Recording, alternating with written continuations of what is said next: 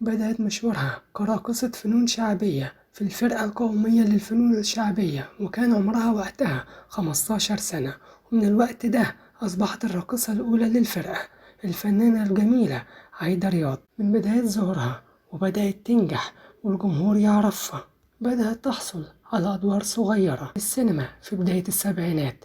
في سنة 1973 قدمت فيلم زائر الجبل، وبعدها بسنتين ظهرت كراقصة استعراضية في فيلم بنت اسمها محمود، وبعدها بسنة ظهرت بدور صغير في فيلم عودة الابن الضال ليوسف شاهين، وقدمت بعدها أول عمل درامي ليها مارد الجبل وأيام من الماضي والشوارع الخلفية والنساء يعترفن سرا وأصيلة. ورجعت للسينما تاني وقدمت فيلم الأخرس وإعدام طالب ثانوي وعذاب الحب وأبو البنات، ومع تحياتي لأستاذي العزيز وأهل القمة.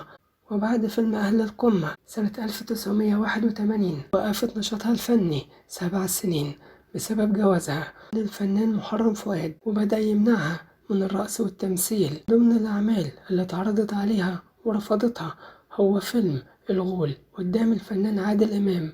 ومن الوقت ده قررت إنها ترجع للتمثيل، وبالفعل سنة 1987 قدمت لعدم كفاية الأدلة وسفاح كرموز. ورجوعها للفن اتسبب في وجود مشاكل بينهم لحد ما انفصلوا، وكانت بترفض الإنجاب لأنها كانت عاوزة تتطلق. وبعد انفصالها عن الفنان محرم فؤاد ركزت عايدة رياض على نشاطها الفني وقدمت عديد من الأعمال، منها مهمة صعبة جدا والعبقر والحب وأحلام هند وكاميليا وعنبر الموت وشباب على كف عفريت وسوبر ماركت والسقوط والحب القاتل وتحت الصفر واللعب مع الشياطين والكيت كات وكتير من الأعمال الناجحة. وقدمت مسلسلات زي الجزء الرابع لمسلسل ليالي الحلمية، وشاركت في هوانم جاردن سيتي والمال والبنون وبارق في السحاب وعائلة الحاج متولي ورحلة العمر. وفي سنة 2015 اختفت الفنانة عايدة رياض عن الأنظار،